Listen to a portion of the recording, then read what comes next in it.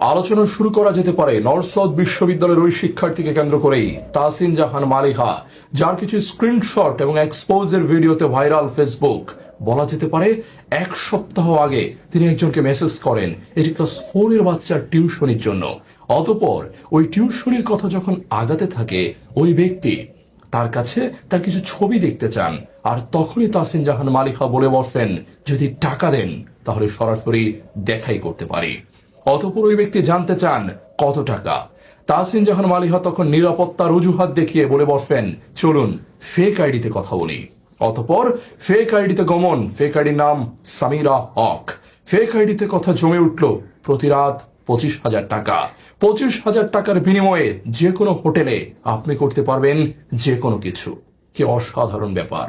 North south বিশ্ববিদ্যালয়ের মতো নামি দামি বিশ্ববিদ্যালয়ের শিক্ষার্থী, লাক্সারিয়াস লাইফ লিড করা একজন শিক্ষার্থী শুধুমাত্র 25,000 টাকার বিনিময়ে বিক্রি করে দিচ্ছেন তার শরীর। এটি নিয়ে ইতিমধ্যেই সামাজিক যোগাযোগ মাধ্যমে গত 1 সপ্তাহ ধরে অনেকে ট্রল করেছেন, অনেকে হাসাহাসি করেছেন। কিন্তু আমার ছোট্ট একটা প্রশ্ন, তাকে নিয়ে আমরা না হয় ট্রল করলাম, এনি লাক্সারিয়াস লাইফের জন্য তার শরীর বিক্রি করলো। আমার প্রশ্ন, আমাদের অভিনেত্রীরা, আমাদের চলচ্চিত্রের নায়িকারা, আমাদের টেলিভিশনের পর্দা কাঁপানো অভিনেত্রীরা, তারা তাদের মন, মগজ এবং শরীর, শুধু শরীর নন, মন, মগজ, প্রতিটি জিনিস কত টাকা দামে বিক্রি করেন? এই নারী না হয় 25,000 বিক্রি করলেন, ওনারা কত টাকায় বিক্রি করলেন? জিজ্ঞেস করতে পারেন কোন অভিনেত্রীদের কথা বলছি। তাহলে শুরু করা যাক অভিনেত্রীদের তালিকা। প্রথমেই যে নারীর নাম উঠে আসার কথা, তিনি নিপুণ আক্তার। নিশ্চয়ই তাকে চেনেন আপনারা সবাই। নির্লজ্জতার কতটা উৎকৃষ্ট সীমায় তিনি পৌঁছাতে পারলে, নির্লজ্জতার সর্বোৎকৃষ্ট সীমায় পৌঁছাতে পারলেই বোধহয় এমন হওয়া সম্ভব।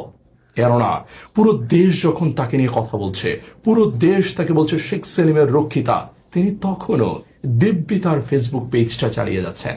সে ফেসবুক পেজে তিনি বন্যার্তদের জন্য ত্রাণ সংগ্রহের চেষ্টা করেছেন। কি অসাধারণ ব্যাপার! তিনি বাংলাদেশ ফুটবল, আমাদের যে ক্রিকেট টিম আছে, ফুটবল নয় ক্রিকেট টিম, যখন পাকিস্তানকে হারালো, তিনি তাদেরকে কংগ্রেচুলেশনস, অভিনন্দন জানিয়ে পোস্ট করছেন। অথচ তিনি নিজের জায়গাটুকু একটাবার ক্লিয়ার করার চেষ্টা করছেন না, বরং তা না করে সিলেট দিয়ে চমৎকার ভাবে দেশ ছেড়ে পালিয়েছেন। অথচ এই মহিলা 2014 সালের পর থেকে, 2014 এর পর থেকে গত 10 বছর রাজুকের অসংখ্য দুর্নীতি কর্মকাণ্ডের সাথে তিনি জড়িত। শেখ সেলিমের মাধ্যমে বলা যেতে পারে কবজা করে নিয়েছিলেন তিনি রাজুককে, এবং সেখানে শেখ সেলিমের আওতাধীন গোপালগঞ্জে বাড়ি এই রাজুকেরই একজন উচ্চমান সহকারী মাহবুব হোসেন, তার মাধ্যমে তিনি টাকা পয়সা সংগ্রহ করতেন। প্রতিটা বাড়ির ডিজাইন থেকে তার মাধ্যমে যেগুলো আসতো, সে প্রত্যেকটা বাড়ির ডিজাইন পাশ করিয়ে নেওয়ার জন্য লাখ লাখ টাকা দুর্নীতি করেছেন, লাখ লাখ টাকা নিয়েছেন এই নিপুণ আক্তার। তার চরিত্র নিয়ে শুধু কথা বলছি না, তিনি কত টাকার বিনিময়ে বিক্রি হলেন সেটি আমাদের প্রশ্ন। তিনি নির্লজ্জ, তিনি একজন বেহায়া নারী, খারাপ চরিত্রের নারী, এটি নিয়ে আমাদের কোনো মাথা ব্যথা নেই। প্রশ্ন হচ্ছে রাজুককে আপনি বিক্রি করেন কিভাবে? রাজুকে এক একটা প্লটের জন্য লাখ লাখ টাকা নিয়েছে এই নারী। এর পরবর্তীতে বাংলাদেশ চলচ্চিত্র শিল্পী সমিতির নির্বাচনে তিনি কারচুপি করেছেন। যেই কারচুপির করার কথা নির্বাচন কমিশনার নিজে এখন এসব পত্র পত্রিকাতে বলছেন। শুধু তাই না, এই নির্বাচনে কারচুপি করার জন্য শেখ সেলিম সরাসরি ফোন করেছিলেন, এরপর স্বরাষ্ট্রমন্ত্রী পর্যন্ত ফোন করেছেন। প্রথমত রাজুকের অপকর্ম, এরপর বাংলাদেশের চলচ্চিত্র জগৎকে টিকিয়ে রাখার জন্য অবদান রাখতে পারত যে চলচ্চিত্র শিল্পী সমিতি, সেটিকেও তিনি কবজা করে নিয়েছেন। এবং শুধু তাই না, এই যে বললাম তার ফেসবুক পেজটি এখনো অ্যাক্টিভ, আপনারা গিয়ে দেখতে পারেন সেই ফেসবুক পেজে এখনো তিনি দিয়ে রেখেছেন তিনি নাকি শিল্পী সমিতির সেক্রেটারি। এখনো তিনি নির্বাচনে হারেননি। একটা নির্বাচন না হয় বানচাল করে আপনি জিতেছেন, পরেরটা তো জিততে পারেননি। অথচ তিনি দেখিয়ে রেখেছেন যে এখনো নাকি তিনি সেখানকার সেক্রেটারি হিসাবে আছেন। 2 নম্বর অপরাধ। এরপর তিনি একটি স্পা সেন্টার চালু করেছেন। আপনারা জানেন বনানীর মতো অভিজাত এলাকায় শেখ সেলিম উদ্বোধন করে দিয়েছেন টিউলিপ স্পা সেন্টার, যেখানে তিনি অবৈধ কর্মকাণ্ড পরিচালনা করতেন, অবৈধ এবং অশ্লীল কর্মকাণ্ড পরিচালনা করতেন। সেখানে দায়িত্বরত যেসব নারীরা ছিল, যেসব মেয়েরা ছিল, তারা যদি এসব অবৈধ কর্মকাণ্ড না করত, তাহলে তিনি তাদেরকে মামলার ভয় দেখাতেন।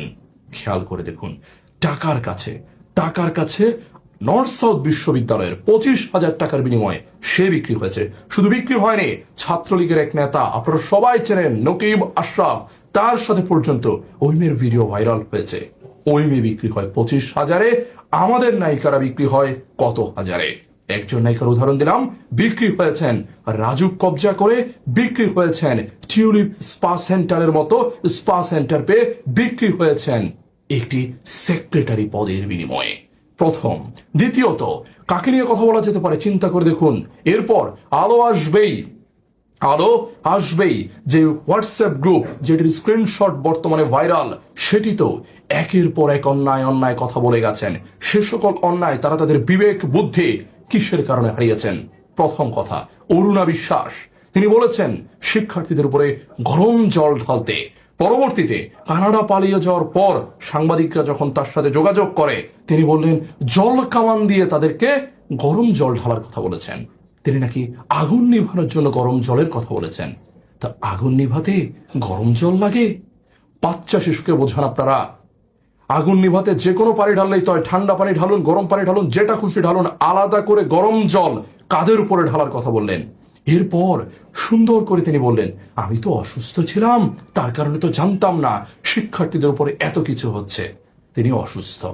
যদি তিনি অসুস্থই হন, তাহলে 1 আগস্টে বিটিভির ধ্বংসযজ্ঞ দেখতে গিয়ে নাটকের যে একটা আবর্তন আপনারা ঘটালেন, কান্না কান্না কণ্ঠে বিটিভির ধ্বংসযজ্ঞ দেখব, সে নাটকটা যে করলেন, সে নাটকটা কিভাবে করলেন?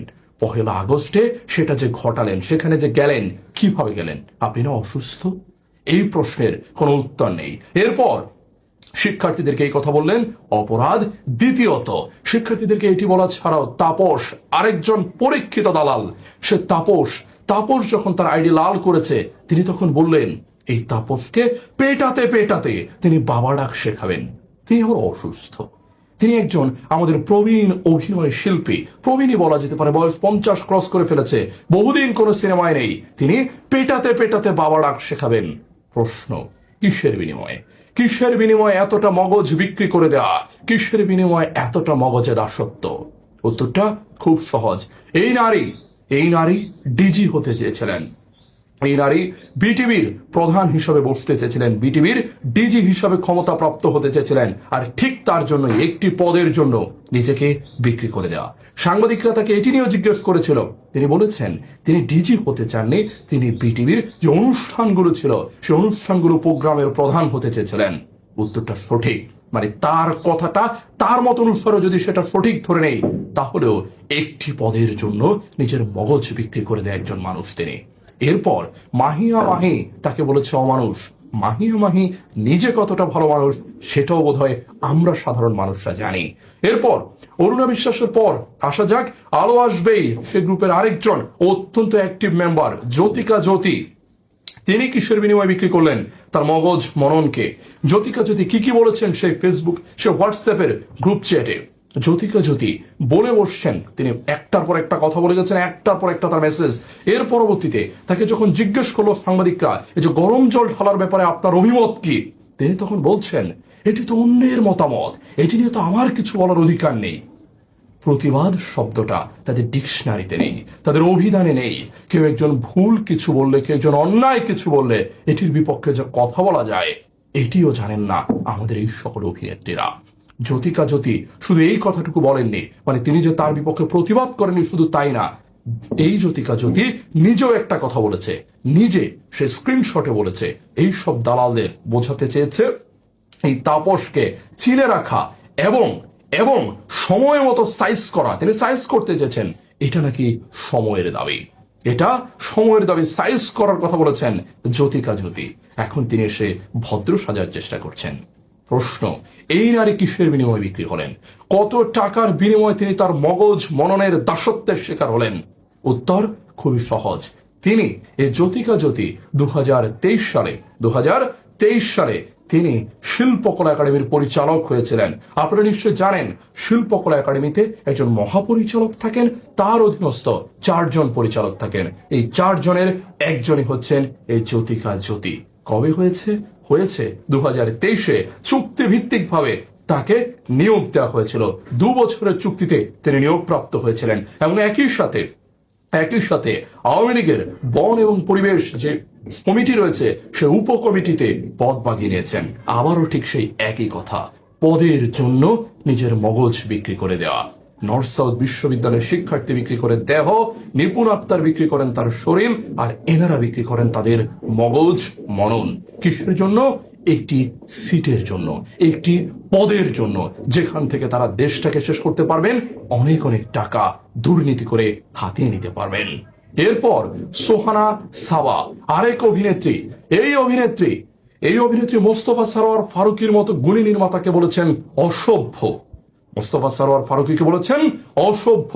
তারা তাদের এই অভিনয় দক্ষতা দিয়ে, শিল্পকলা দিয়ে, সংস্কৃতি দিয়ে আরেকজন মানুষের সাথে মতের মিল না হলে অসভ্য বলা শিখেছেন। কি চমৎকার কথা। প্রশ্ন, সোহানা সাবা তিনি কিসের বিনিময়ে অসভ্য বললেন? তিনি কিসের বিনিময়ে এতটা আওয়ামী লীগের চাটুকারে পরিণত হলেন? উত্তর খুবই সহজ। দ্বাদশ জাতীয় সংসদ নির্বাচন কিছুদিন আগে চলে গেছে। খুব তোড়জোড় করেছিলেন, তোষামত করেছিলেন একটি মাত্র সিটের জন্য, সংসদের সংরক্ষিত নারী আসনের একটি সিট। তার জন্য তার লড়াই ছিল, আর সেটির জন্যই তিনি এতদিন এত তেল দিয়ে গেছেন এবং সেই তেলের ভান্ডার এতদিন পর্যন্ত তিনি দেখিয়ে গেছেন। এবং এখন যেখানে তেল দিতেন সে মেশিনটাই যখন নষ্ট, তখন তিনি যেটি করতে চাইছেন, তিনি এখন ভারতে উড়াল দিতে চাইছেন। বিভিন্ন সাংবাদিককে তিনি সাক্ষাৎকারে বলেছেন তিনি এখন ভারতীয় চলচ্চিত্রে ভারতে তিনি কাজ করতে যেতে চান, তিনি এখন ভারতে যেতে চান। কিন্তু প্রশ্ন, এই যে তিনি ভারতে যেতে চান, বাংলাদেশের মানুষের ভালোবাসাতে, বাংলাদেশের মানুষের দেখেছে বলে আপনার অভিনেত্রী হলেন, আর এখন ভারতে উড়াল দেবেন? এতই সহজ একজন পরিচালক কিভাবে অসভ্য বলে চলে যাওয়াটা এতটা সহজ। এরপর আলোচনায় আসতে পারে আরো একজন, তার নাম তারিন জাহান। অত্যন্ত মিষ্টি চেহারার সুন্দরী গুণী একজন অভিনেত্রী, অথচ একটু ঘেটে দেখুন, একটাবার ঘেটে দেখলেই জানতে পারবেন যখন বিএনপি ক্ষমতায় ছিল তিনি তখন বিএনপির পদরেহন করেছেন, আর যখন বিএনপি ক্ষমতা থেকে পড়ে গেছে তখন তিনি আওয়ামী লীগের হয়ে গেছেন। আওয়ামী লীগের হয়ে প্রতিটা নেতার যখন যেই নেতার নির্বাচনী কার্যক্রমে দরকার হয়েছে, প্রচারণায় দরকার হয়েছে, তিনি তাদের পিছে ছুটেছেন, বিএনপির বিরুদ্ধে অসংখ্য কথা বলেছেন। প্রশ্ন, তাহলে আগে কেন বিএনপি করেছেন? আপনাদের কি নিজস্ব চিন্তা বলে, নিজস্ব রাজনৈতিক আদর্শ বলে কিছু নেই? প্রশ্ন, তিনি কিসের বিনিময়ে দৌড়েছেন? উত্তরটা একই, তিনিও দ্বাদশ জাতীয় সংসদ নির্বাচনে একইভাবে তোড়জোড় করেছিলেন সংসদের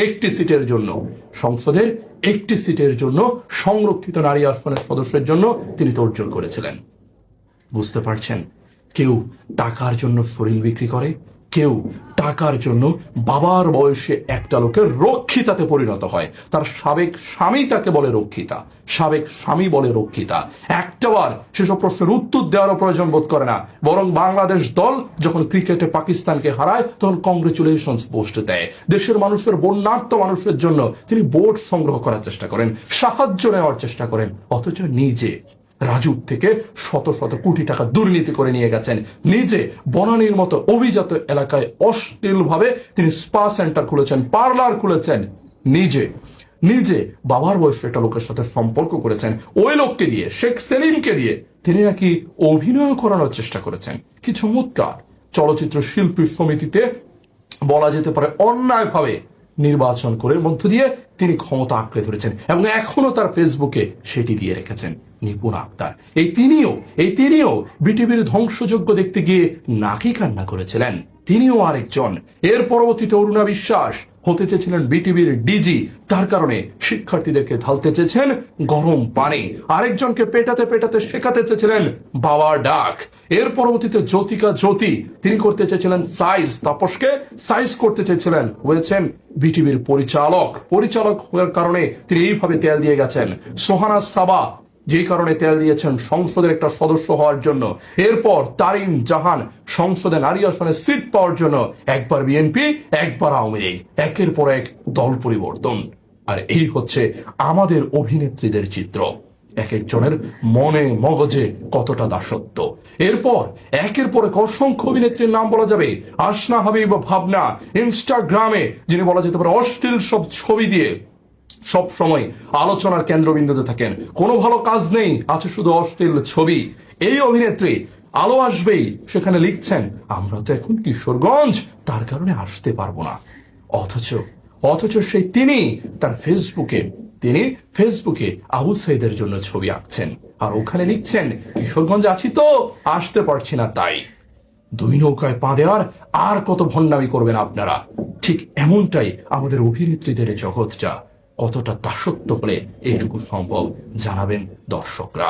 আর তাদের নির্লজ্জতা এতটা কমেছে, তারা আবার ফেসবুকে সক্রিয় হচ্ছেন সবাই, আর তার কারণে তাদেরকে নিয়ে আলোচনাও আমাদের চালিয়ে রাখা চাই। ধন্যবাদ সবাইকে।